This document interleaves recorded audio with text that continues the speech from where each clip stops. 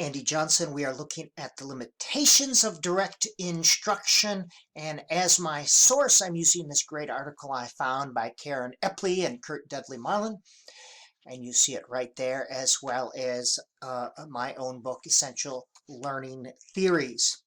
Here are just some general descriptors of what direct instruction is or might be. It's scripted, it's teacher-proof, so you can't make any errors, well-defined. Students are kept actively engaged, meaning like a mouse is kept actively engaged in a Skinner box, so are students. And you are teaching to a defined behavioral objective. Learning has occurred when we can see that behavior. You see some or all of the elements of direct instruction, generally some or all of those. Okay, now everyone believes that direct instruction is important. Yes, every effective teacher does. It's not the what, it's the how and the how much.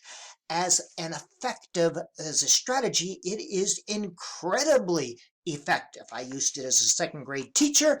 When I was a wrestling coach, volleyball coach, I used it with my college students in my methods class.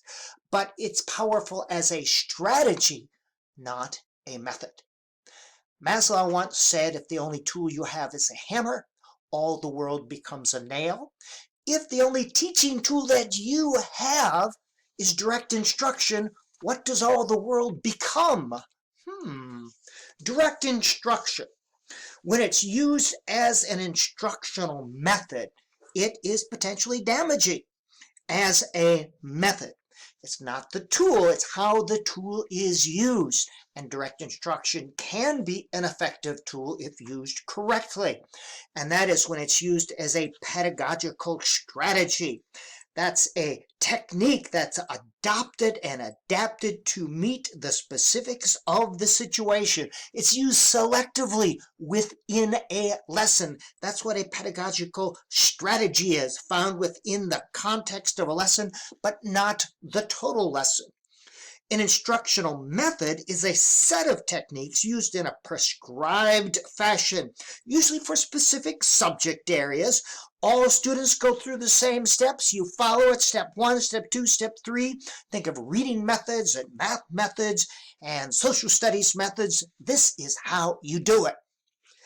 It can become a teaching algorithm. Direct instruction morphing as a mega method becomes an algorithm. Now, an algorithm is a set of instructions. It's a formula you follow to get to a prescribed end. It leads you to a specific outcome, step by step. Now, algorithms are very good for solving problems in math or computer science. You follow the steps, you get to the outcome, but not so good for human learning.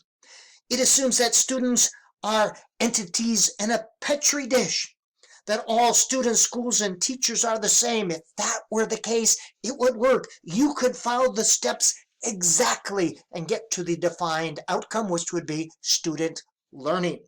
Now, here are some variations of this teaching algorithm. These are all forms of direct instruction.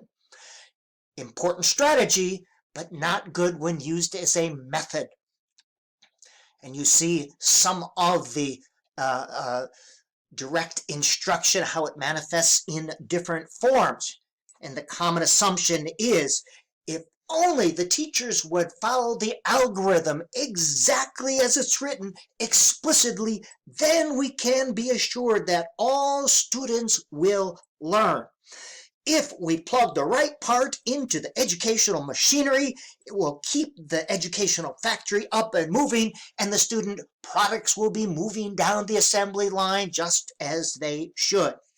Now, the research to support direct instruction for literacy, and I'm an old literacy professor, is limited. Now, it's good for low-level skills, learning some parts, used to leverage students into measurable objectives, but not so good for actually learning literacy for higher level skills. Now, some of the research to support direct instruction comes from the Journal of Direct Instruction, published by the National Institute for Direct Instruction. And they have found, surprisingly enough, that direct instruction is effective. Imagine that. Could you imagine coming to any other outcome? As I said, direct instruction is good for low-level skills in reading. This is an A. It makes the A sound. It's ineffective for developing high-level thinking, understanding complex concepts, acquiring sophisticated skills, and more importantly, developing a love of reading. Just does not happen. But what does happen when students find themselves in SPED world, they are force-fed a mind-numbing array of low-level skills lessons.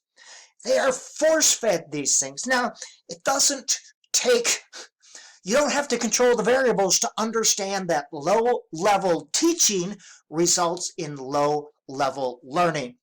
And that's what often happens with students when they are relegated to special ed world. Thus, the myth of the learning disability is perpetuated by the very system designed to address it. Is it a learning disability, or a learning certain things disability, or a learning in the way that the school wants you to learn disability, or a learning things you don't want to learn disability? What is it? Some general ideas. Again, it's good for low-level knowledge and concepts and skills. We all should have direct instruction as one tool in our teaching toolbox. However, some advocate that it be the only tool, that everyone use it in the exact same way. Research after research has showed us that there are no magic programs. There is not one-size-fits-all type of instructional program for reading or anything else. No magic programs, just magic teachers who have a wide array of teaching strategies and know how and when to use them. Direct instruction tends to have tightly scripted lessons. Do this, do this, do this, do this.